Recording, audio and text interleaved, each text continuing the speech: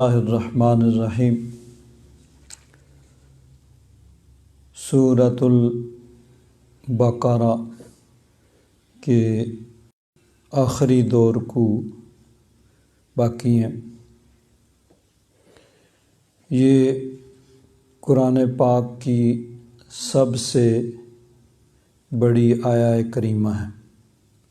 تقریباً ایک پورا رکوع ہے۔ اس کو مفسرین کی اصطلاح میں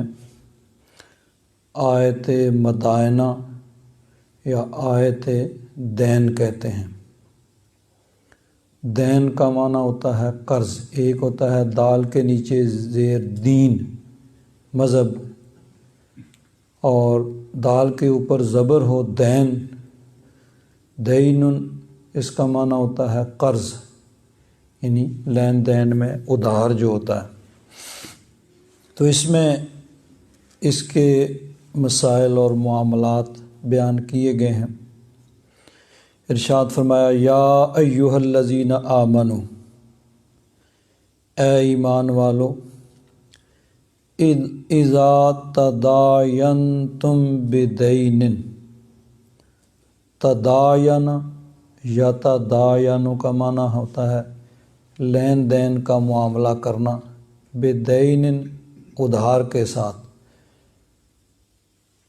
الی اجل مسمى کسی مقررہ مدت تک، فاکتبوہ پس اس کو لکھ لو۔ ایک ہوتا ہے مثلاً آپ دکان پہ جاتے ہیں، اپنی پسند کی اپنی ضرورت کی چیز لیتے ہیں، پیسے دیتے ہیں، چیز لے لیتے ہیں،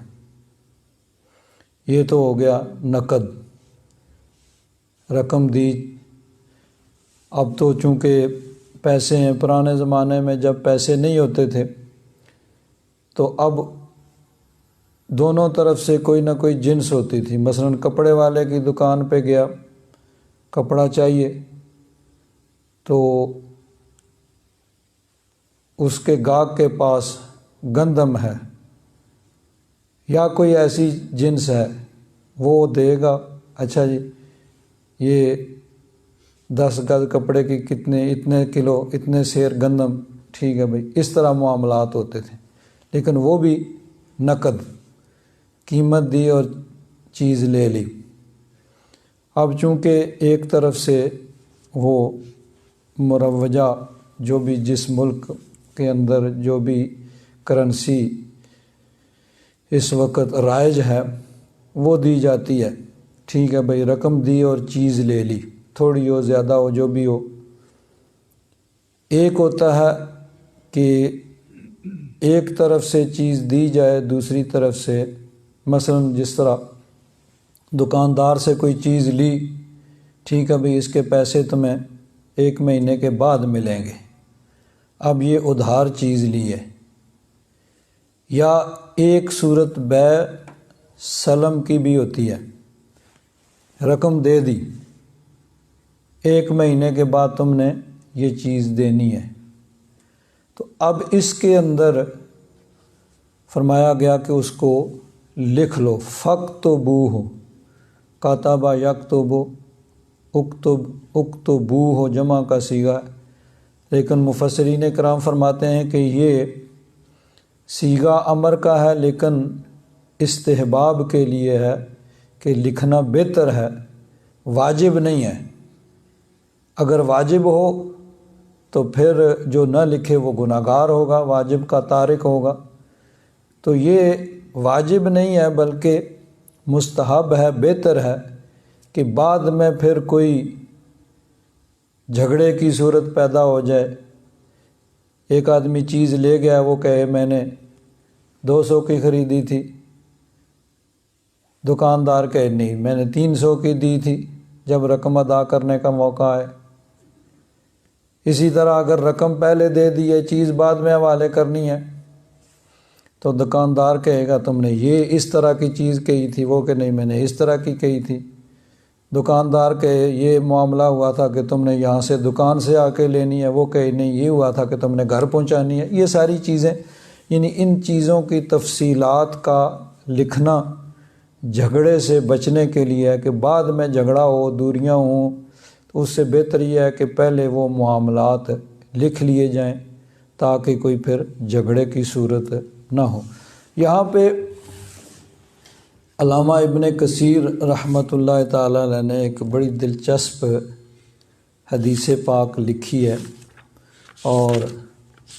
امام قرطبی نے بھی اس کو لکھا ہے کہ حضرت عبداللہ بن عباس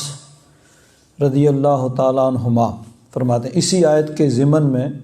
امام ابن کثیر نے شروع میں یہ فرمایا کہ یہ قرآن پاک کی سب سے طویل ترین آیت ہے، آگے پھر یہ حدیث پاک لکھی.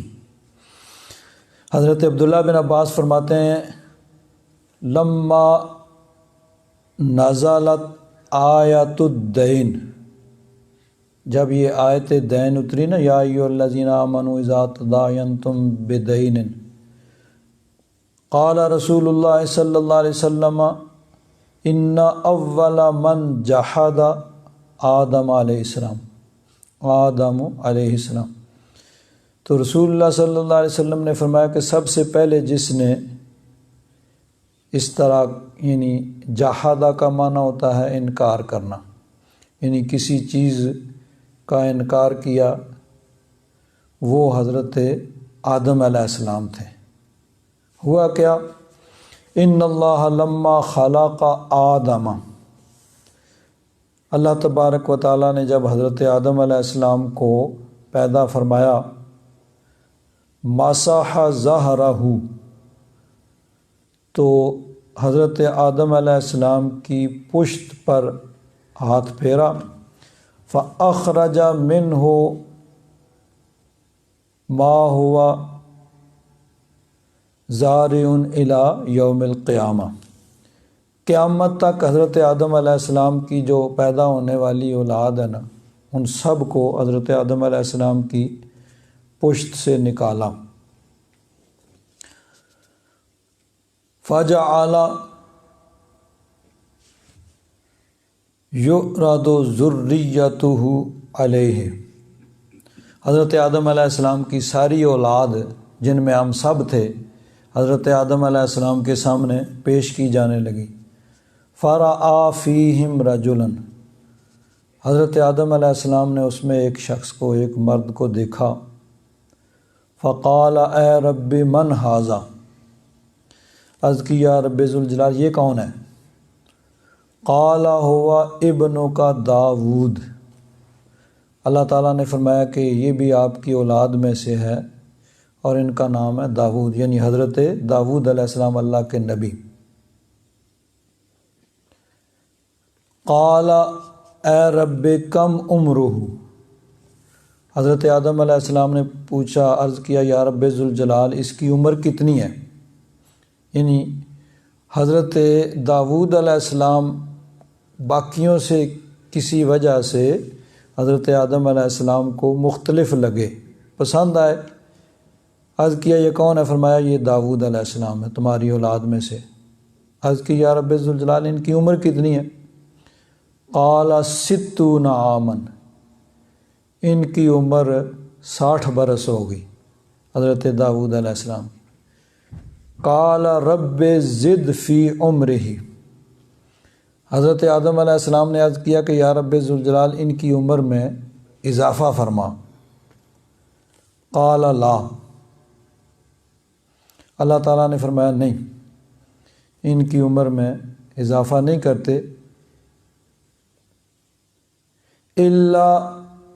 ان اریدہ من عمرک، الا ان ازیدہ من عمرک، ہاں یہ ہو سکتا ہے کہ آپ اپنی عمر کچھ کٹائیں، ان کو دے دیں، وہ دے دیتے ہیں، ویسے نہیں ان کی عمر بڑھانی ہم نے، آپ کچھ اپنی عمر سے دینا چاہیں تو دے دیں، اس سے کچھ کم کر کے ان کو دے دیتے ہیں، ورنہ ان کی 60 سال جو ہے وہ لکھی ہوئی ہے وہی ہوگی. ویسے نہیں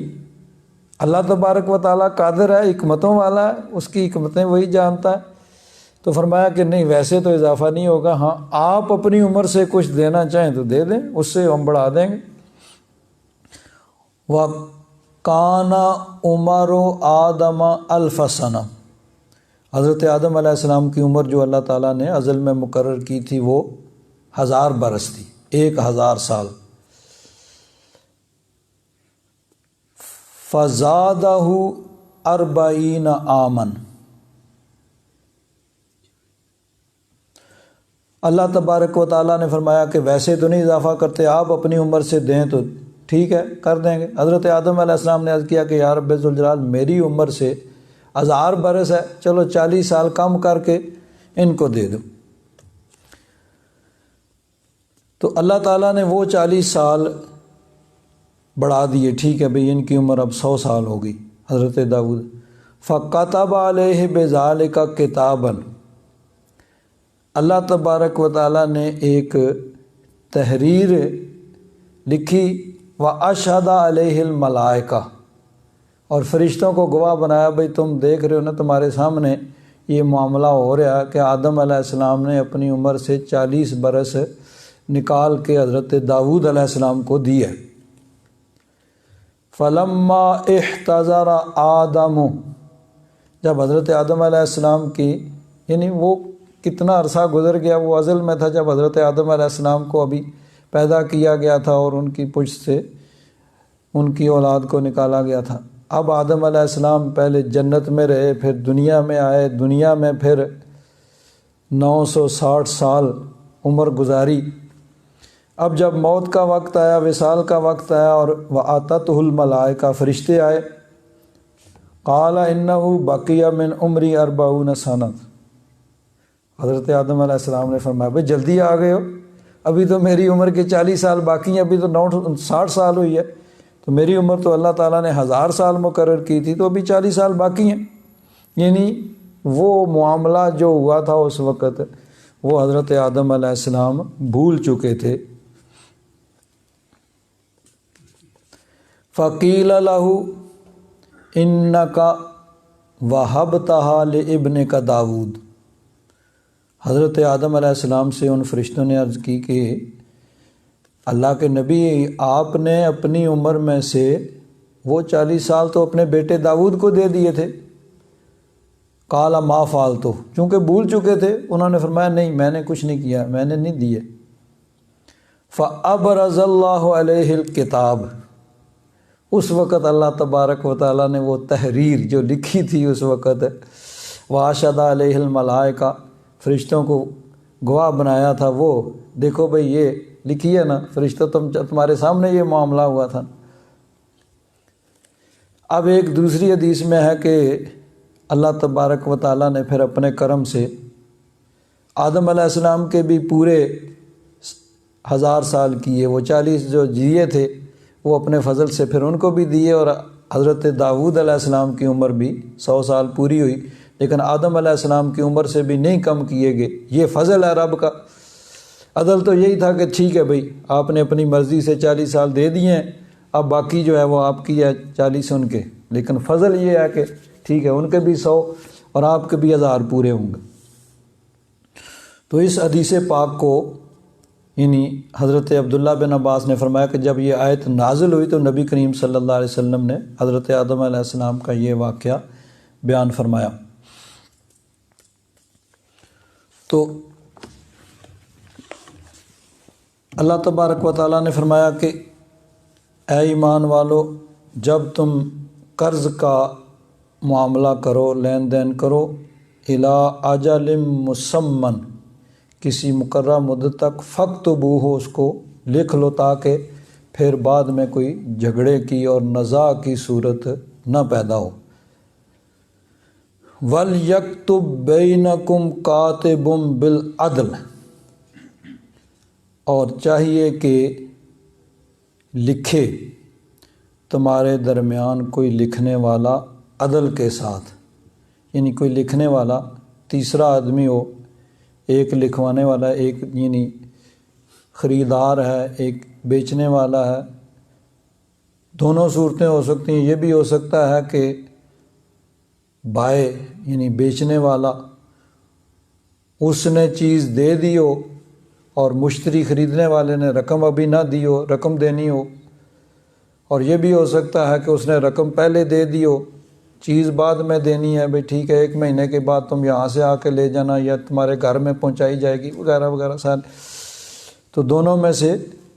کوئی بھی ایک یعنی یا تو خریدنے والا رقم دے دے اور ابھی اس نے چیز لینی ہے، یا بیچنے والا وہ جو چیز دینی ہے وہ دے دے اور رقم اس نے ابھی لینی ہے۔ تو تیسرا ایک آدمی ہو کاتب، لکھنے والا، تو وہ عدل و انصاف کے ساتھ لکھے، کوئی کم نہ کرے، نہ کسی کی روح رعایت کرے۔ ولا توبہ، کاتب لکھنے سے انکار نہ کرے، یعنی یہ اس صورت میں ہے کہ کوئی ایک ہی آدمی لکھنے والا ہو اور باقی لوگ اس کو نہ جانتے ہوں تو پھر وہ متعین ہے، اب اس کے لیے ضروری ہوگا کہ وہ لکھے۔ جب بہت سے ہوں تو پھر ان میں سے کسی کو بھی، اب یہ پھر فرض کفایہ ہو جائے گا، کسی ایک کو بھی یعنی وہ لے لیں، اور بہرحال جو لکھ سکتا ہے اور اس کو اس میں کسی قسم کی کوئی مسئلہ نہ ہو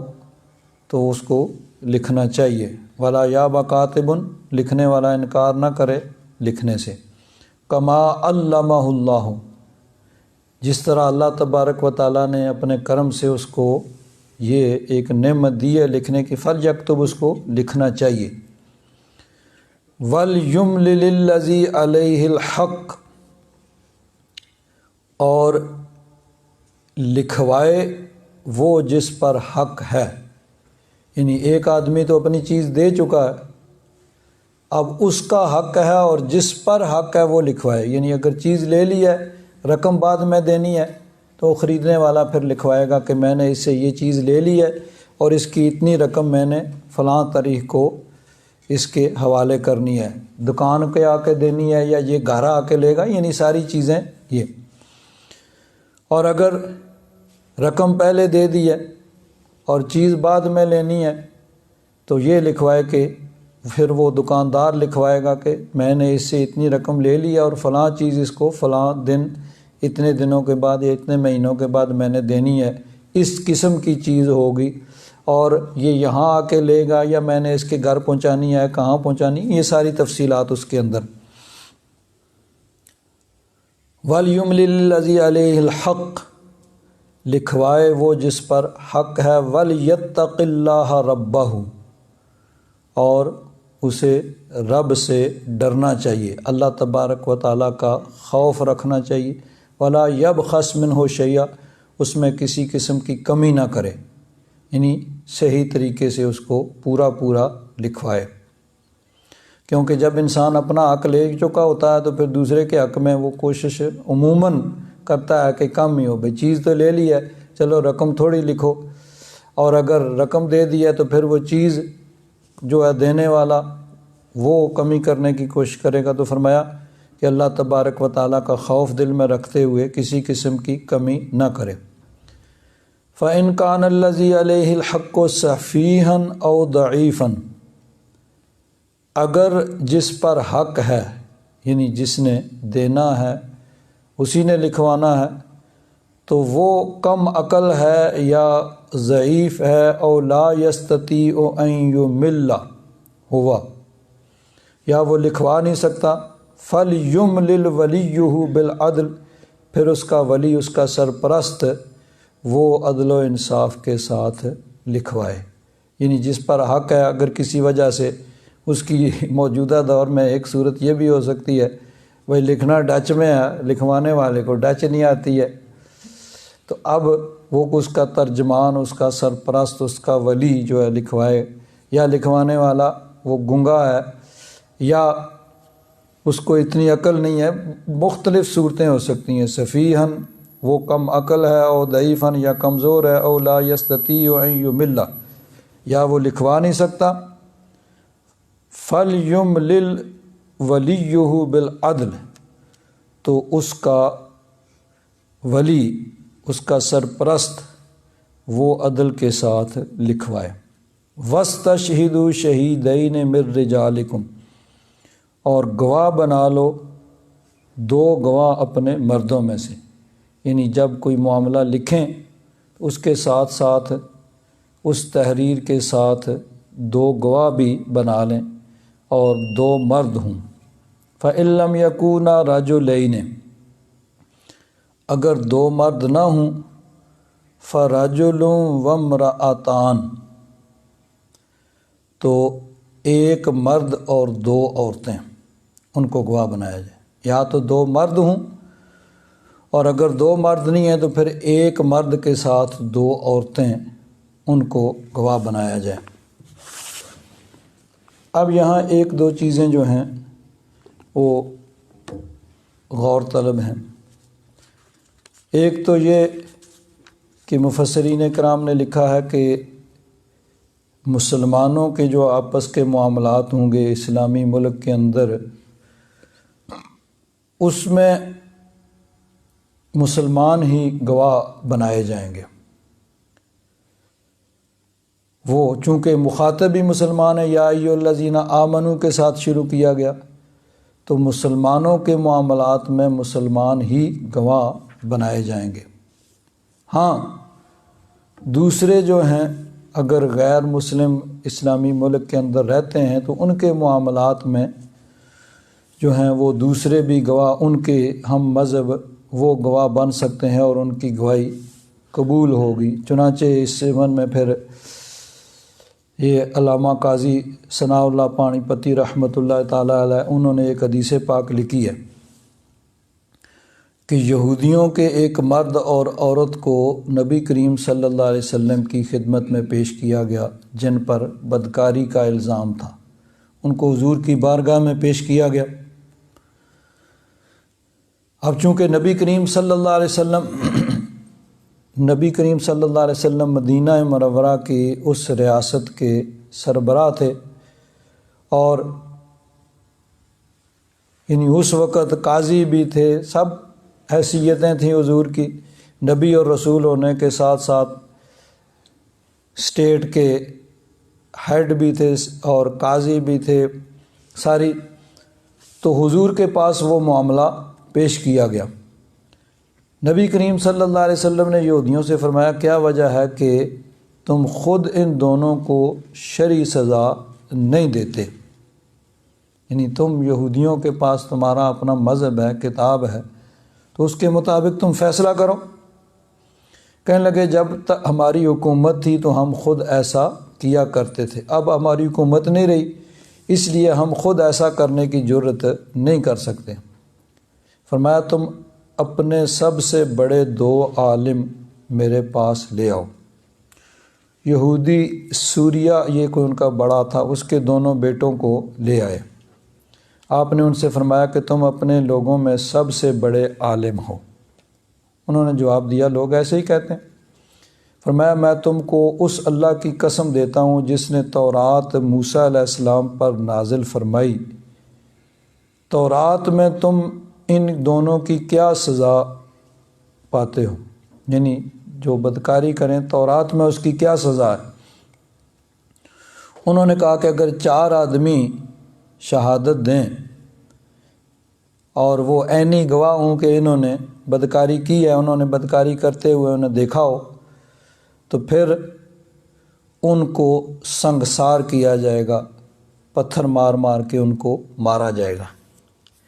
یہی چیز اسلام میں بھی ہے، تو یہی تورات میں بھی یہی سزا تھی۔ انہوں نے کہا تورات کے اندر یہ ہے کہ اگر وہ بدکاری کریں اور 4 آدمی ان کو بدکاری کرتے ہوئے دیکھیں تو وہ گواہی دیں تو پھر ان کو سنگسار کیا جائے گا۔ ارشاد فرمایا پھر گواہ پیش کرو۔ ان سے فرمایا کہ تم گواہ لے کے آؤ کہ انہوں نے بدکاری کی ہے، جنہوں نے ان کو بدکاری کرتے ہوئے دیکھا ہو۔ چنانچہ 4 آدمیوں نے شہادت دی تو نبی کریم صلی اللہ علیہ وسلم نے ان دونوں کو پھر سنگسار کرنے کا حکم دیا۔ تو اب یہ چونکہ ان کا معاملہ تھا یہودیوں کا، تو پھر انہی میں سے ان کے گواہ بھی قابل قبول ہوئے۔ تو فرماتے ہیں کہ مسلمان جو ہیں ان کے معاملات میں مسلمانوں کی گواہی مقبول ہوگی۔ ایک اور چیز جو بڑی اہم ہے کہ اللہ تبارک و تعالیٰ نے فرمایا کہ 2 مرد وہ گواہی دیں، یا اگر 2 مرد نہیں ہیں تو پھر 1 مرد اور 2 عورتیں ان کو گواہ بنایا جائے۔ تو حضرت امام اعظم ابو حنیفہ رحمۃ اللہ تعالیٰ علیہ فرماتے ہیں کہ حدود اور قصاص، حدود تو یہی ہیں جس طرح چوری ہے یا شراب کی سزا کسی کو دینی ہے یا بدکاری کی دینی ہے، قصاص قتل کے بدلے میں قتل کرنا، اس میں عورتوں کی شہادت نہیں ہوگی۔ باقی جو مالی معاملات ہیں اس میں عورتوں کی شہادت ہوگی، اور اسی طرح ہوگا کہ اگر 2 مرد نہیں ہیں تو پھر 1 مرد کے ساتھ 2 عورتیں ہوں گی، ان کی شہادت ہوگی۔ اسی طرح آپ دیکھیے نکاح کے اندر بھی 2 گواہوں کی موجودگی ضروری ہے۔ اس میں اب پھر آگے ایک مسئلہ یہ حضرت قاضی ثناء اللہ پانی پتی رحمۃ اللہ تعالیٰ علیہ نے لکھا ہے، یا اس پہ حاشیے میں آگے لکھا ہوا ہے، یہ تفسیر مظری میں نہیں، اس کے حاشیے میں آگے لکھا کہ حضرت امام احمد بن حنبل فرماتے ہیں کہ شہادت نکاح، یعنی نکاح کے اندر شہادت کا ہونا، یہ کسی روایت میں نہیں ہے، کسی حدیث میں نہیں آیا کہ نکاح کے اندر گواہوں کی موجودگی ضروری ہے۔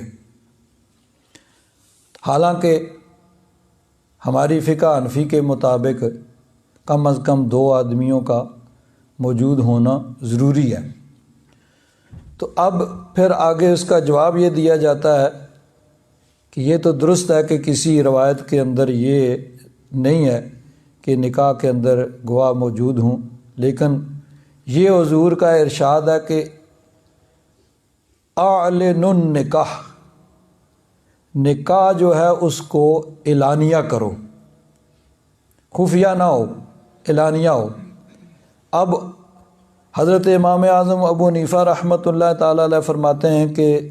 اعلان کی آخری حد تو کوئی نہیں، بھائی کتنے 100 1000 2000 لاکھ سب، لیکن کم از کم اس کی کوئی حد ہونی چاہیے۔ تو کم از کم حد یہ ہے کہ منیمم کم از کم 2 آدمی موجود ہوں جن کی موجودگی میں نکاح ہو۔ اگر 2 آدمیوں کی موجودگی کے اندر نکاح ہوا ہے تو اب پھر وہ خفیہ نہیں بلکہ اس کو اعلانیہ شمار کیا جائے گا۔ تو کم از کم 2 آدمی، اب اس میں پھر 2 یہی ہوں گے، 2 مرد ہوں، 2 مسلمان عاقل بالغ مرد ہوں۔ اگر 2 مرد نہیں ہیں تو پھر 1 مرد اور 2 مسلمان عورتیں، 1 مسلمان مرد اور 2 مسلمان عورتیں وہ موجود ہوں، ان کی موجودگی میں نکاح ہو۔ اب نکاح کے اندر گواہ بنانا ضروری نہیں ہے، بلکہ شہود یعنی موجودگی ضروری ہے کہ ان کے سامنے نکاح ہو اور ان کے علم میں ہو، ان کو پتہ ہو کہ اب یہ نکاح ہو رہا ہے۔ تو جب ان کی موجودگی میں نکاح ہوگا تو وہ نکاح درست ہوگا۔ یہاں ایک اور چیز بھی وہ بھی یعنی بڑی ضروری ہے، فقہ کی اصطلاح میں کہا جاتا ہے، ایک ہوتا ہے تحمل شہادت اور ایک ہوتا ہے ادائے شہادت۔ تحمل کا معنی اٹھانا، گواہ بننا، اور ایک ہوتا ہے ادائے شہادت یعنی قاضی کے پاس گواہی دینا۔ تو اب تحمل شہادت تو ہر مسلمان وہ ہو سکتا ہے، کوئی 2 مسلمان ہوں، اس میں کوئی نیک متقی پرہیزگار ہونے کی مطلب ہے کہ یہ شرط نہیں ہے، کوئی 2 مسلمان ہوں ان کی موجودگی میں نکاح ہو جائے تو نکاح درست ہے۔ لیکن اگر کبھی اس گواہی کی ادائیگی کی ضرورت پڑ جائے، پھر قاضی جو ہے وہ دیکھے گا کہ کون آدمی شہادت دینے کا اہل ہے اور کون شہادت کا اہل نہیں ہے۔ اب شہادت جو ہے دینے کے لیے بھی یعنی کچھ شرائط ہیں کہ جن کا پایا جانا ضروری ہے، جب تک وہ یعنی اس کے اندر وہ چیزیں نہ پائی جائیں اس وقت تک وہ گواہ۔ ان میں سے ایک بڑی چیز ضروری ہے کہ وہ کبیرہ گناہوں سے بچنے والا ہو۔ کسی آدمی کے عادل یعنی گواہی دینے کے قابل ہونے کے لیے ضروری ہے کہ وہ اعلانیہ گناہ نہ کرتا ہو، بڑے گناہ نہ کرتا ہو، اور لوگوں کے اندر اس کی یعنی شرافت اور عدالت مشہور ہو۔ لوگ جس کو متعلق کہیں بھئی یہ آدمی قابل اعتبار نہیں ہے، جھوٹا ہے اور فراڈی ہے، یا یہ اعلانیہ گناہ کرتا ہے، تو اس آدمی کی گواہی قابل قبول نہیں ہوتی۔ تو اب اگر کسی جس طرح مثلا نکاح ہوتا ہے تو نکاح کے اندر کوئی دو مسلمان موجود تھے یا ایک مسلمان مرد اور دو مسلمان عورتیں موجود تھیں، نکاح ہو گیا، ساری عمر گزر گئی، چونکہ نکاح کے لیے نصاب جو ہے وہ موجود تھا، نکاح شرعی طور پر درست ہے اور نہیں ضرورت پڑی۔ لیکن اگر خدا نہ خواستہ کوئی جھگڑے کی صورت ہوئی، قاضی کے پاس معاملہ گیا، اچھا بھئی کون گواہ تھا؟ یہ موجود تھے جی اس وقت، ان کو پیش کیا گیا، پھر ان کی تحقیق قاضی کرے گا کہ آیا یہ گواہی دینے کے قابل ہیں یا نہیں۔ تو نکاح منعقد ہونے کے لیے کوئی بھی دو مسلمان ہوں، ان کی گواہی قابل قبول ہے، اور دو مسلمان مرد نہیں ہے تو ایک مسلمان مرد اور دو عورتیں موجود ہوں، نکاح درست ہے۔ لیکن اگر کوئی جھگڑے کی صورت پیدا ہوئی اور گواہی دینے کی ضرورت پڑی تو پھر وہ دیکھا جائے گا کہ وہ گواہی دینے کے قابل ہیں کہ نہیں۔ تو تحمل شہادت تو سب کر سکتے ہیں، ادائے شہادت کے لیے شرائط ہیں۔ تو اس لیے چونکہ حضور کا فرمان ہے کہ اعلنوا النکاح، نکاح کو اعلانیہ کرو، تو اس کے لیے کم از کم پھر دو آدمیوں کا موجود ہونا جو ہے وہ ضروری ہے۔ یہاں ایک بڑا اہم مسئلہ ہے کہ نکاح کے اندر جو چیزیں ضروری ہیں وہ دو گواہوں کا موجود ہونا اور ان کی موجودگی میں ایجاب و قبول ہو جائے۔ اب اس کے اندر نکاح خواں کا ہونا کوئی ضروری نہیں ہے۔ یہ بڑا اہم مسئلہ ہے کہ قاری صاحب، مولوی صاحب یا حاجی صاحب، کوئی نکاح خواں کا ہونا روٹین تو یہی ہے، لیکن وہ ضروری نہیں ہے۔ ضروری چیز جو ہے وہ دو گواہ اور ان گواہوں کی موجودگی میں ایجاب و قبول ہو جائے۔ لیکن کچھ جو ہوتی ہیں وہ یعنی ایک روٹین ہوتی ہے یا ایک سلسلہ جس طرح چلا ہوتا ہے، اس کے ہم ایک جگہ میں نکاح پڑھانے کے لیے گیا تو وہ بھی دیر تھی، بات یہی چلی، تو انہوں نے پوچھا جی کیا کیا ضروری ہے نکاح کے لیے؟ وقت گزارنے کے لیے باتیں ہو رہی تھیں۔ میں نے کہا جی نکاح کے لیے دو گواہوں کی موجودگی ضروری ہے اور دو گواہوں کی موجودگی میں ایجاب و قبول ضروری ہے۔ انہوں نے کہا مولوی صاحب ضروری نہیں۔ میں نے کہا نہیں مولوی صاحب ضروری نہیں۔ تو انہوں نے کہا پھر آپ کی ضرورت تو نہیں۔ میں کہا ضرورت تو نہیں ہے لیکن لوگ قبول نہیں کریں گے۔ کسی قاری صاحب، مولوی صاحب، کوئی بھی ہوں، کوئی حاجی صاحب، کم از کم جس کو لوگ تسلیم کرتے ہوں بھئی ہاں وہی کرائے گا تب لوگ مانیں گے، ورنہ لوگ نہیں مانیں گے۔ اللہ کی بارگاہ میں تو ہو جائے گا لیکن پبلک کے پاس وہ لوگ اس کو تسلیم نہیں کریں گے۔ ان کے نزدیک جو روٹین چل رہی ہے اور وہی اس کو لوگ تسلیم کریں گے۔ تو بہرحال شرعی اعتبار سے جو چیزیں ضروری ہیں وہ یعنی گواہوں کی موجودگی اور گواہوں کی موجودگی میں ایجاب و قبول جو ہے وہ ضروری ہے۔ اب ہمارے ہاں یہی روٹین ہوتی ہے کہ وہ پہلے لڑکی سے اجازت لی جاتی ہے، اس کی طرف سے اجازت ہوتی ہے، پھر وہ اب اس کی طرف سے یعنی اجازت لی جاتی ہے، وہ گویا اس آدمی کو اپنا وکیل بناتی ہے جو اس سے اجازت لے کے آتا ہے۔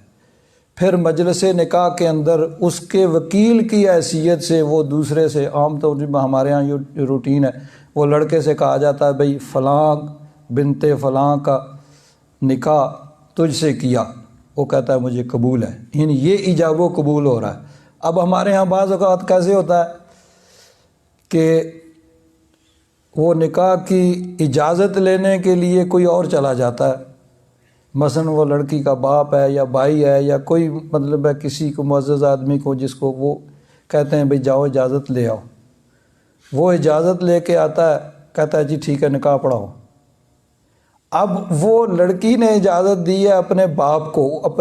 کو وکیل بنایا یا بھائی کو یا کسی معزز آدمی کو، وہ آگے آ کے نکاح خواہ کو کہتا ہے،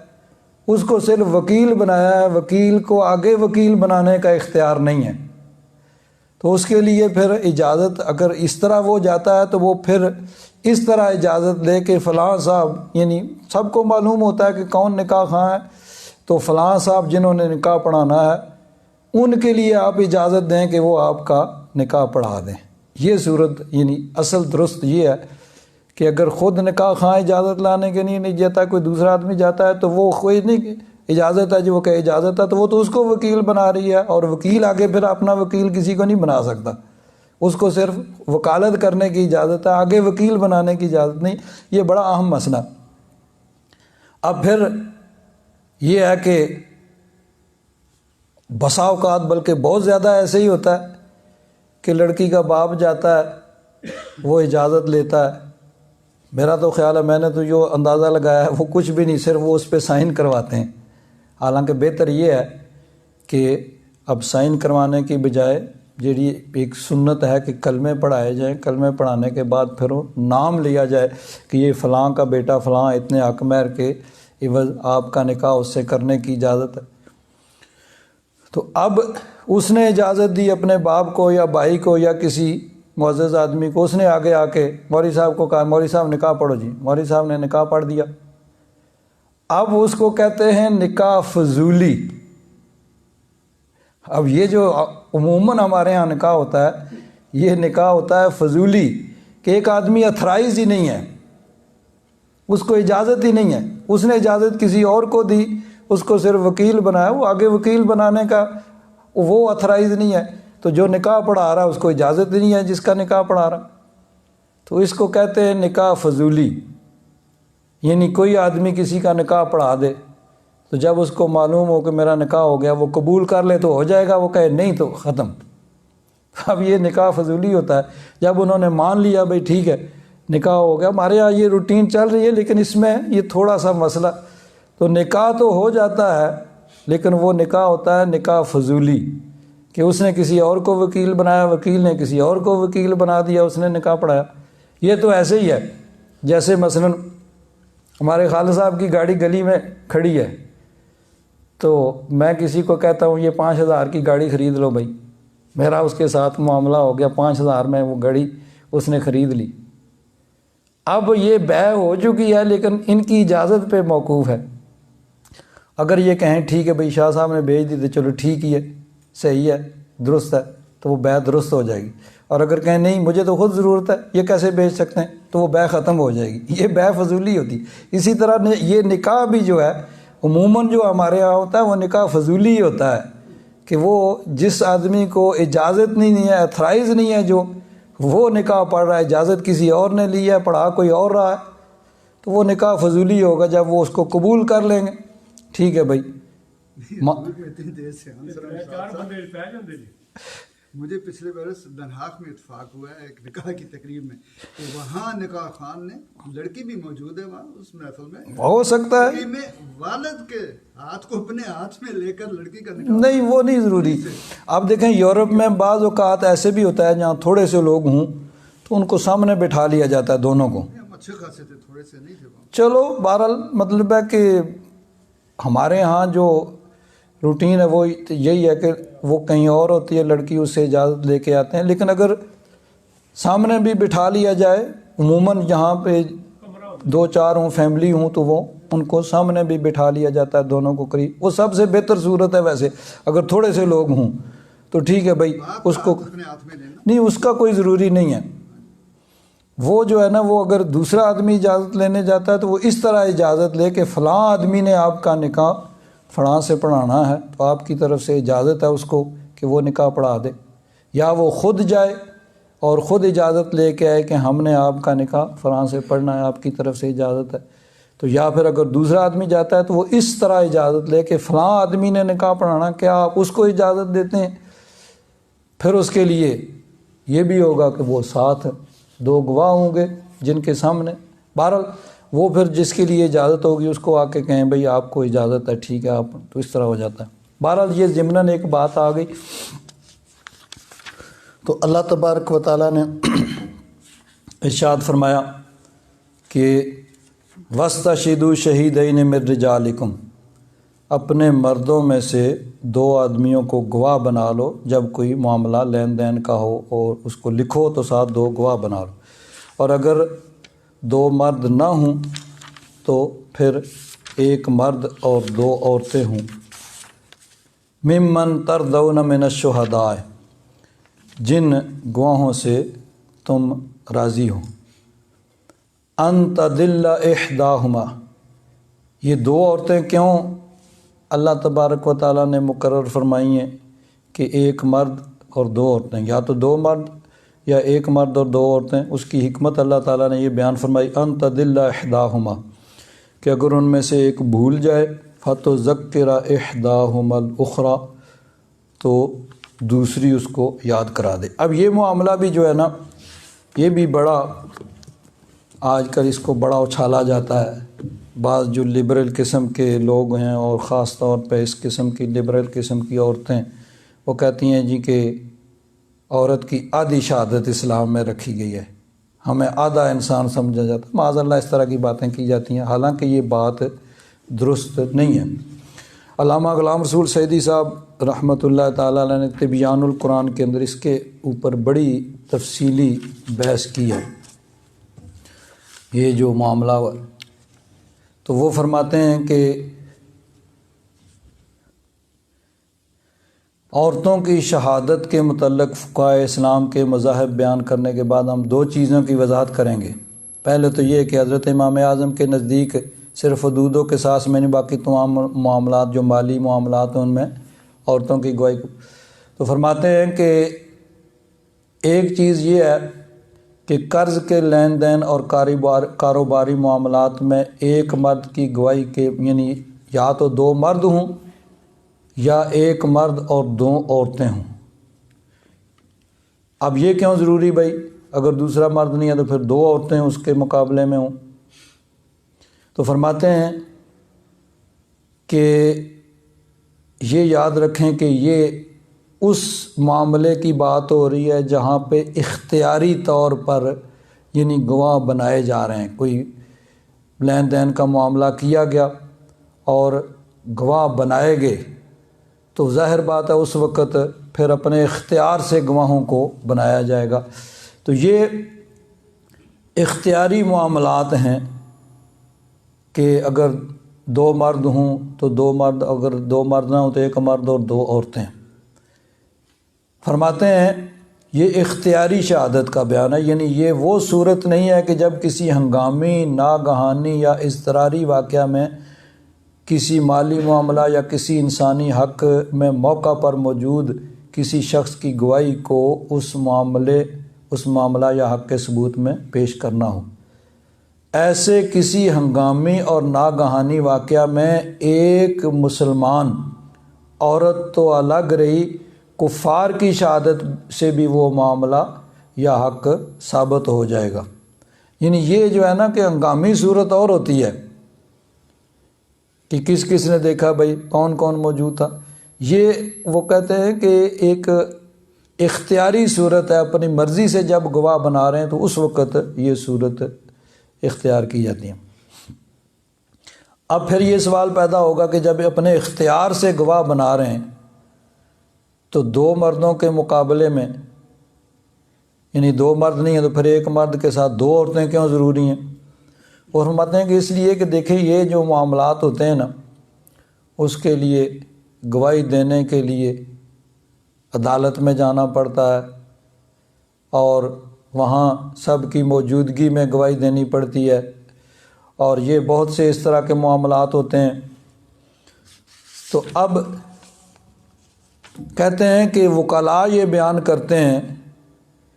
کہ 95% مقدمات میں جب عورت گواہی کے لیے پیش ہوتی ہے تو یا رو پڑتی ہے یا گھبرا کر ادھر ادھر کی باتیں کرنا شروع کر دیتی ہے، یعنی اس وقت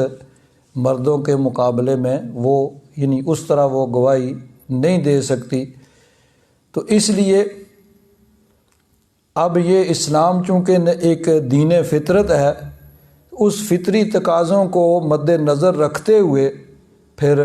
یعنی اسلام نے یہ کہا ہے کہ اگر 2 مرد موجود نہیں ہیں تو ایک مرد کے ساتھ 2 عورتیں ہوں کہ وہ دوسرے کا سہارا اس کو اگر کوئی بھول جائے تو وہ اس کو یعنی 2 عورتوں کی گواہی اس لیے رکھی گئی ہے۔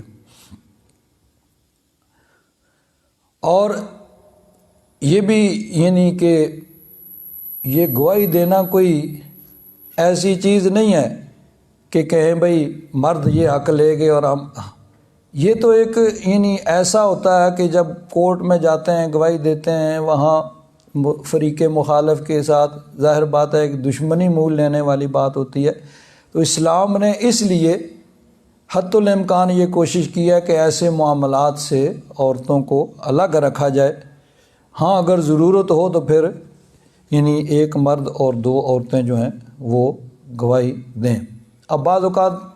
یعنی اس طرح کے لوگ کہتے ہیں بھئی عورت کو آدھا انسان اسلام میں سمجھا گیا کہ اس کی گواہی آدھی ہے، حالانکہ گواہی آدھی نہیں، گواہی پوری ہے۔ اسلام نے ایک نصاب مقرر کیا ہے، ورنہ تو مرد بھی کہہ سکتے ہیں بھئی ہماری گواہی بھی آدھی ہے، جب میں گواہی دے رہا ہوں تو پھر معاملہ کیوں نہیں، میرے ساتھ کسی دوسرے کی گواہی کیوں ضروری ہے؟ اسلام نے جو 2 گواہوں کو ضروری رکھا ہے تو کوئی مرد یہ نہیں کہہ سکتا کہ میری آدھی گواہی ہے، گواہی پوری ہے،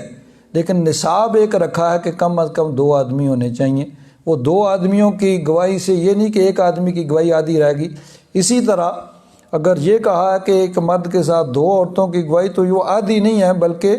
وہ حالات اور معاملات اور ان کے حالات کو مد نظر رکھتے ہوئے یہ کہا گیا کہ ایک مرد کے ساتھ 2 عورتیں ہوں۔ اور بعض معاملات جس طرح مثلا یہ حد ہے بدکاری کی، تو یہاں جس طرح یہ پیچھے حدیث پاک بھی گزری، 2 بھی نہیں بلکہ 4 آدمیوں کی گواہی ضروری ہے جو عینی شاہد و موقع کے گواہ ہوں۔ 4 آدمی گواہی دیں گے تب معاملہ ثابت ہوگا۔ اب اگر کسی جگہ کوئی مقدمہ پیش ہوا کہ فلاں نے بدکاری کی ہے جی، 4 گواہ موجود، اگر 4 موجود نہیں، 3 آدمیوں نے گواہی دی، چوتھا نہیں، تو معاملہ ثابت نہیں ہوگا، بلکہ الٹا ان پہ حد لگے گی کہ انہوں نے جو ہے اس پہ الزام عائد کیا۔ تو اب 2 بھی نہیں بلکہ 4 آدمی، تو وہ یہ نہیں کہہ سکتے کہ ہماری آدھی بھی نہیں بلکہ کوارٹر ہماری گواہی رہ گئی، نہیں، گواہی پوری ہے، لیکن نصاب شریعت نے یہ مقرر کیا ہے کہ 4 آدمی۔ یہ معاملہ ایسا ہے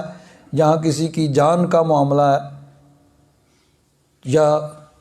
100 کوڑے لگنے ہیں، تو اس صورت میں پھر اس کو سخت رکھا گیا، تو 4 آدمیوں کی گواہی ضروری کی گئی۔ تو اس میں یہ مرد نہیں کہہ سکتے جی ہماری گواہی تو 25% رہ گئی ہے،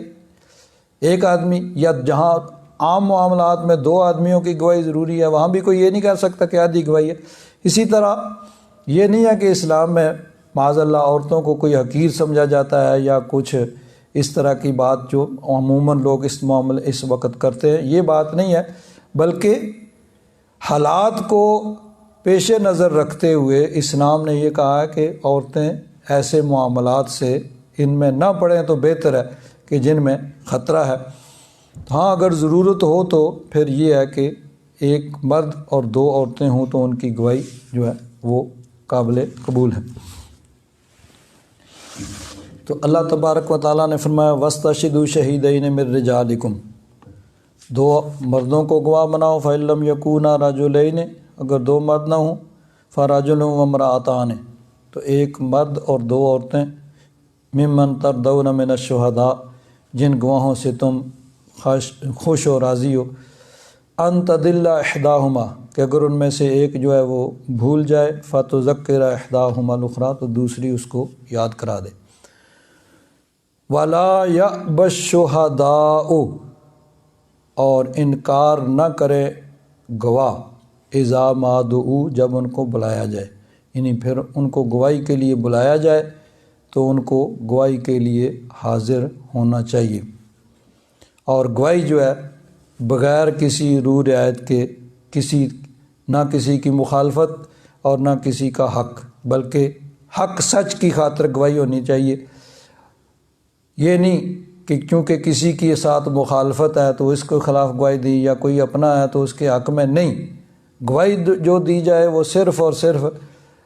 حق اور سچ کی خاطر ہونی چاہیے کہ حق اور سچ کیا ہے، اس کے لیے گواہی ہونی چاہیے۔ ہمارے ہاں جس طرح کیا جاتا ہے کہ گواہوں کو لایا جاتا ہے، ویسے شرعی اعتبار سے اس طرح ان کی گواہی جو ہے وہ نامقبول ہو جاتی ہے، کہ ان کو بلایا جاتا ہے گاڑیوں پہ، ان کو کھانا کھلایا جاتا ہے، یہ وہ دوسری تیسری ساری صورتیں ہوتی ہیں، ان کی ناز برداری کی جاتی ہے۔ تو ایسی صورت میں اگر شرعی طور پر دیکھا جائے تو ان کی گواہی نامقبول ہو جاتی ہے، کہ جن کی اتنی ناز برداری کی جائے اور ان کو خرچہ کر کے لایا جائے اور ان کو کھانا کھلایا جائے وغیرہ وغیرہ، یہ نہیں ہے۔ وہ اگر آ سکتے ہیں، ہاں اگر کہیں دور جانا ہے تو پھر یعنی ان کو اس کے جو اخراجات وہ ادا کیے جائیں۔ عام حالات میں تو ان کو خود حق کی خاطر جو ہے وہ گواہی دینے کے لیے آنا چاہیے۔ بہرحال یہ معاملات ایسے آج کل تو وہاں پہ عدالتوں میں لوگ پھرتے ہوتے ہیں، ہاں جی گواہی چاہیے، کوئی گواہ دی ضرورت تو وہ کوئی بھی معاملہ ہو، کتنے پیسے لگیں گے جی، اتنے لگیں گے، ٹھیک ہے جی گواہی ہو جائے گی، تو اس طرح معاملات چلتے ہیں۔ بہرحال ولا یأبی الشہداء اذا ما دعوا، جب کسی آدمی کی گواہی پہ کسی کا حق موقوف ہو تو پھر اس کے حق کے لیے اس کو آنا چاہیے، اس کو انکار نہیں کرنا چاہیے۔ ولا تسأموا ان تکتبوہ صغیرا او کبیرا، اور یعنی تم سستی کا مظاہرہ نہ کرو، معاملہ چھوٹا ہو یا بڑا ہو، اس کے لکھنے کے لیے، کیونکہ اس وقت آدمی کہتا ہے کوئی بات نہیں ہے، لیکن بعد میں جب جھگڑا پیدا ہوتا ہے تو پھر زیادہ نقصان ہوتا ہے، تو اس کے لیے بہتر یہی ہے کہ پہلے سے اس کو لکھ لیا جائے۔ ذالکم اقسط عند اللہ، یہ اللہ تبارک و تعالیٰ کے نزدیک عدل و انصاف کے زیادہ قریب ہے، واقوم للشہادہ، اور شہادت کے زیادہ یعنی قائم رکھنے والا ہے۔ الا ان تکون تجارتا حاضرتا، ہاں یہ کہ تجارت موجود ہو تو دیرون بین، آپس میں اس کو گھماتے ہو، یعنی پیسے دیتے ہو، چیز لے لیتے ہو، اب اس میں لکھنے کی ضرورت نہیں ہے۔ فلیس علیکم جناح اللہ تکتبوها، اس کو نہ لکھنے میں کوئی حرج نہیں، اس کا مطلب ہے لکھنا کوئی ضرورت نہیں ہے، کہ جس طرح ہم دکان پہ جاتے ہیں، پیسے دیتے ہیں، چیز لے لیتے ہیں، تو اس کا لکھنا اب یعنی اس میں کوئی اتنا ضروری نہیں ہے۔ تو پہلے جو معاملہ تھا اس میں چونکہ ایک چیز دی گئی ہے، مثلا پیسے دیے گئے ہیں، چیز بعد میں لینی ہے، یا چیز لے لی ہے پیسے بعد میں دینے ہیں، تو اس میں چونکہ جھگڑے کی صورت ہو سکتی ہے، تو اس میں بہتر لکھنا ہے۔ وَأَشْهِدُوا إِذَا تَبَايَعْتُمْ، اور گواہ بنا لو جب تم کوئی خرید و فروخت کرو۔ یہ بھی جو ہے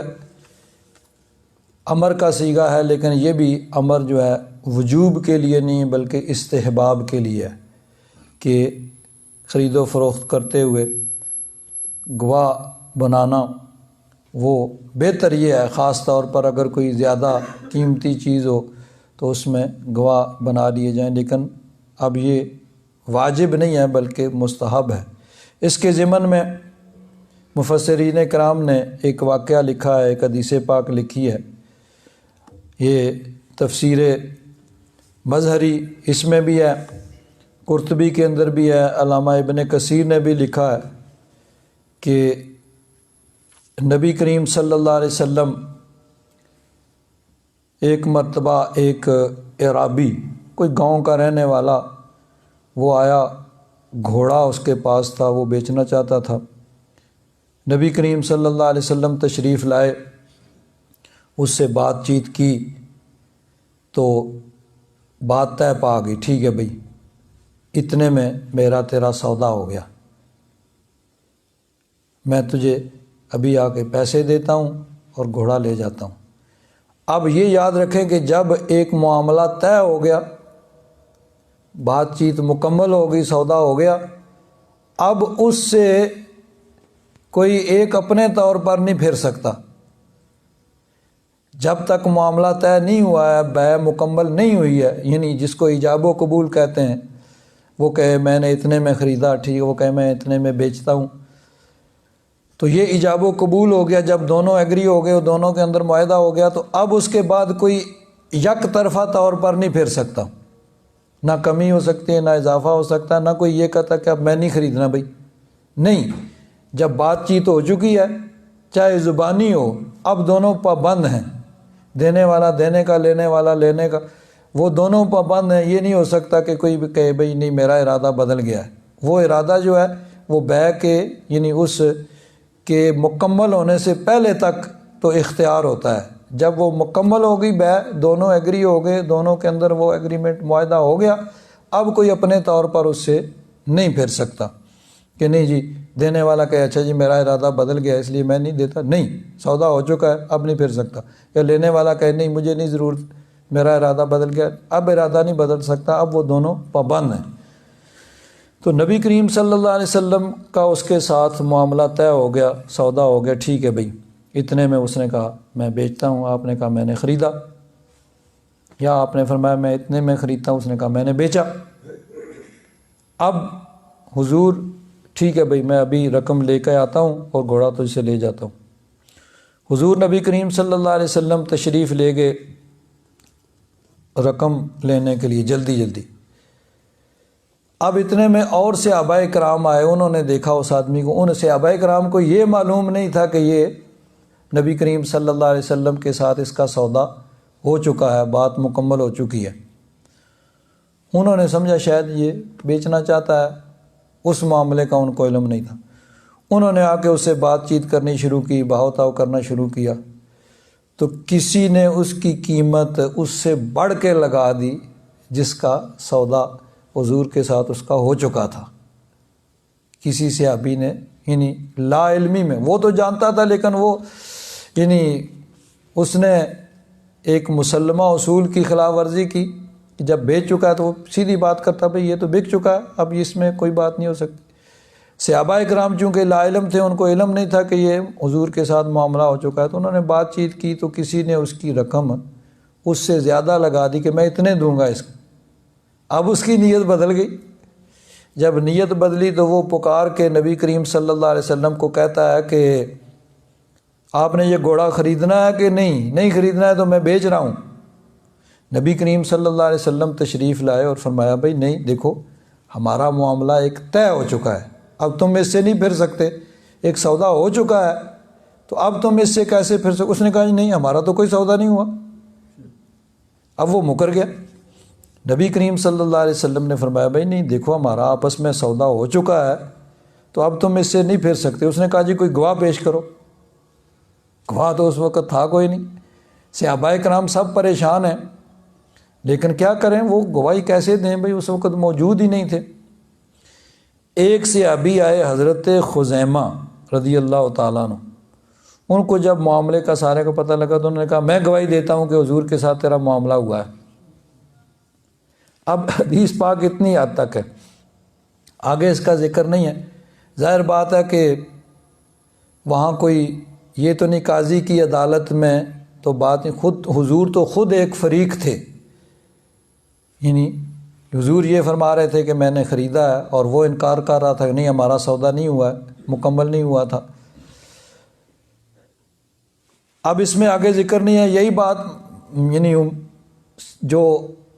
سمجھ آتی ہے وہ یہی ہوگی کہ اس نے کہا جب صحابہ کرام کو پتہ چلا تو انہوں نے تو نہیں اس سے خریدنا تھا،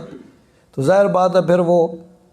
some thing is better than nothing, جب کوئی نہیں خریدا تو جتنے میں سودا ہوا ہے چلو اس میں اس نے دے دیا ہوگا جو بھی معاملہ ہوا ہوگا۔ لیکن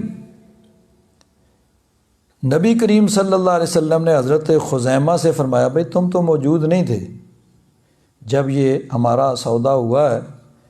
تو تم نے کیسے کس بنا پہ شہادت دی؟ تو حضرت خزیمہ نے عرض کیا یا رسول اللہ صرف آپ کی سچائی کا یقین رکھتے ہوئے میں نے گواہی دی کہ آپ جو بات کر رہے ہیں سچے ہیں، آپ عرش کی بات کرتے ہیں ہم مان لیتے ہیں، تو یہ زمین کی بات پہ آپ کیسے جھوٹ بول سکتے ہیں؟ تو اس لیے میں نے گواہی دی۔ تو نبی کریم صلی اللہ علیہ وسلم نے ان کو پھر انعام عطا فرمایا۔ انعام کیا عطا فرمایا؟ کہ اکیلے حضرت خزیمہ کی گواہی 2 گواہوں کے برابر قرار دی، کہ جس معاملے میں خزیمہ گواہی دیں گے اکیلے کی گواہی 2 کے برابر ہوگی، جس معاملے میں بھی یہ گواہی دیں اس کی گواہی 2 گواہوں کے برابر ہوگی۔ تو حضرت خزیمہ کی گواہی پھر 2 آدمیوں کے برابر ہوتی تھی، جس معاملے میں حضرت خزیمہ گواہی دیں اس میں پھر دوسرے گواہ کی ضرورت نہیں ہوتی تھی۔ یہ نبی کریم صلی اللہ علیہ وسلم کو اللہ تبارک و تعالیٰ نے اختیار دیا ہے کہ شریعت میں جس کے لیے جو چاہیں وہ خاص کر دیں، باقی سب معاملات میں وہ 2 آدمیوں کی گواہی جو ہے وہ ضروری ہے، لیکن حضرت خزیمہ کے اکیلے کی گواہی 2 کے برابر نبی کریم صلی اللہ علیہ وسلم نے قرار دی۔ تو اس کو بھی یہ علامہ ابن کثیر اور امام قرطبی اور یہ قاضی ثناء اللہ صاحب رحمۃ اللہ تعالیٰ علیہ مجمعین سب نے اس بات کے یعنی استشہاد کے طور پر، گواہی کے طور پر پیش کیا ہے کہ یہ جو ہے نا وَأَشْهِدُوا إِذَا تَبَايَعْتُمْ، کہ جب تم لین دین کا معاملہ کرو تو گواہ بناؤ۔ یہ بھی ایک استحبابی ہے، فرض نہیں ہے۔ اگر یہ واجب ہوتا تو نبی کریم صلی اللہ علیہ وسلم نے جب معاملہ کیا تھا تو ساتھ 2 گواہ بناتے، آپ نے گواہ نہیں بنائے، یعنی یہ بیان جواز کے لیے تھے کہ یہ بھی جائز ہے کہ گواہ نہ بھی ہو، صرف معاملہ ہو جائے تو یعنی گواہی ہو جائے۔ تو فرمایا وَلَا يُضَارَّ كَاتِبٌ وَلَا شَهِيدٌ، پہلے لکھنے والے کا ذکر تھا کہ جب معاملہ کرو تو اس وقت کوئی عدل کے ساتھ کاتب لکھے، اور یہاں گواہ کی گواہ بنا لو۔ تو فرمایا کہ کاتب اور گواہ کو تکلیف نہ پہنچائی جائے، کہ اس کو بلا وجہ پریشان نہ کیا جائے، اس کے بھی دیکھا جائے کہ کاتب اس کو لکھنے کا اس کے پاس وقت ہے نہیں، اس کا وقت بھی دیکھا جائے کہ جب اس کے پاس وقت ہو اس وقت لکھا جائے، یا اس کے لیے لکھنے کے لیے اس کو ایسی جگہ نہ لے جایا جائے جہاں اس کو تکلیف ہو، اس کو جانے میں پریشانی ہو۔ اسی طرح گواہ کے لیے بھی اس کے بھی معاملات کو دیکھا جائے، صرف اپنی چیز یعنی یہ نہ دیکھا جائے کہ اپنا فائدہ، بلکہ اس کا بھی کہ اس کو پریشانی نہ ہو۔ وَإِن تَفْعَلُوا، اور اگر ایسے کرو گے فَإِنَّهُ فُسُوقٌ بِكُمْ، یہ تمہارے طرف سے پھر نافرمانی ہوگی کہ گواہ یا کاتب کو کوئی تکلیف پہنچائیے۔ وَاتَّقُوا اللَّهَ، اللہ تبارک و تعالیٰ سے ڈرتے رہو۔ وَيُعَلِّمُكُمُ اللَّهُ، اللہ تبارک و تعالیٰ تمہیں یہ دین کی باتیں سکھاتا ہے۔ وَاللَّهُ بِكُلِّ شَيْءٍ عَلِيمٌ، اور اللہ تبارک و تعالیٰ ہر شے کو جاننے والا ہے۔ وَإِن كُنتُمْ عَلَىٰ سَفَرٍ، اگر تم سفر پہ ہو اور وہاں پہ لین دین کا معاملہ ہو، وَلَمْ تَجِدُوا كَاتِبًا، اور کاتب نہ پاؤ، فَرِحَانٌ،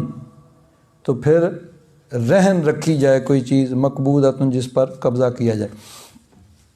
اب یہ چونکہ عموماً ایسے ہوتا ہے کہ سفر کے اندر لکھنے والا نہیں موجود ہوتا تو اس وقت کوئی چیز رہن رکھی جاتی ہے، ورنہ یہ یعنی حضر کے اندر، گھر کے اندر، حالت قیام میں بھی یہ ہو سکتا ہے کہ جب ایک آدمی نے مثلاً کسی کو کچھ قرض دیا ہے تو اب اس کو اگر خطرہ ہو کہ یہ اس میں کوئی گڑبڑ کرے گا یا بعد میں کوئی ایسی اور لکھنے والا کوئی صورت نہیں ہے، تو پھر اس وقت اس کے بدلے میں کوئی چیز اس کی رہن رکھی جائے تاکہ اس کی رقم اپنی محفوظ رہے، اس میں کسی قسم کی کمی نہ ہو۔ تو یہ یعنی اپنے حق کو محفوظ رکھنے کے لیے اس کی کوئی ایسی چیز بطور رہن رکھی جائے کہ جس کی وجہ سے اس کا حق محفوظ رہے۔ اب اس میں رہن کے اندر یہ ایک بڑا اہم اور ضروری مسئلہ ہے کہ جب کسی نے کوئی چیز کسی کے پاس بطور رہن رکھی ہے تو وہ ملکیت اسی کی ہے جس نے دی ہے، مالک جو اصل ہے اسی کی ملکیت رہے گی، صرف دوسرے کے قبضے میں جائے گی۔ اب اس میں بہت سے ایسے معاملات آگے پھر آئیں گے۔ ایک تو یہ کہ اگر کوئی ایسی چیز ہے جس پہ زکوٰۃ فرض ہے تو اب چونکہ اصل مالک وہ ہے جس نے اس کو دوسرے کے پاس بطور رہن رکھی ہوئی ہے، تو اسی پہ اس کی زکوٰۃ فرض ہوگی، کیونکہ مالک وہی ہے، اور چونکہ وہ مالک ہے تو شرعی یعنی فقہ کی اصطلاح میں جس کو مرتہن کہا جاتا ہے، جس کے پاس رہن رکھی گئی ہے، وہ اس سے کوئی فائدہ نہیں اٹھا سکتا۔ اب ہمارے ہاں ہم نے جو دیکھا تھا وہ کیا ہوتا تھا کہ مثلا کسی کو 1000 روپیہ قرض دیا ہے اور 2 کلے زمین اس کی رہن رکھ لی ہے، اب برسہ برس تک وہ 1000 روپیہ جب تک نہ ادا کرے وہ اس کو اس میں سے کھاتے رہتے ہیں، حالانکہ یہ سود کے زمرے میں آتا ہے، اس سے وہ کسی قسم کا فائدہ نہیں اٹھا سکتے، وہ صرف اپنی رقم کو یا اپنے حق کو محفوظ رکھنے کے لیے اس چیز کو اپنے قبضے میں رکھ سکتے ہیں، اس سے کوئی فائدہ نہیں اٹھا سکتے۔ جو فائدہ اٹھائیں گے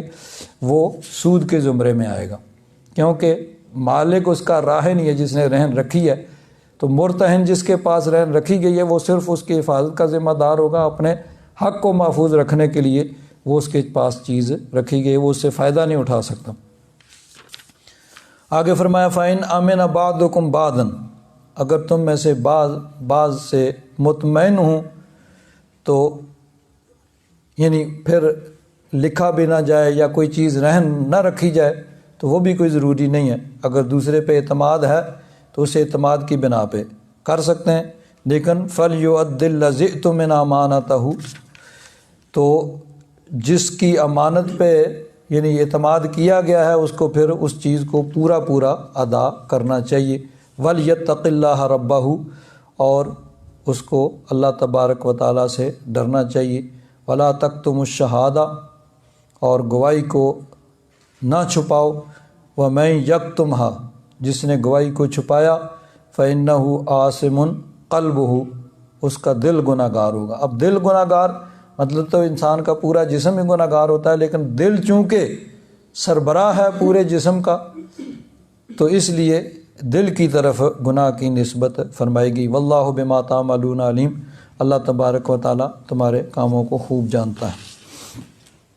الحمدللہ رب العالمین والصلاۃ والسلام علی حبیبہ سیدنا و مولانا محمد وعلی آلہ وصحبہ اجمعین۔ اللہم انک عفو کریم تحب العفو فاعف عنا یا غفور یا غفور۔ صلی اللہ تعالیٰ علی حبیبہ سیدنا و مولانا محمد وعلی آلہ وصحبہ اجمعین۔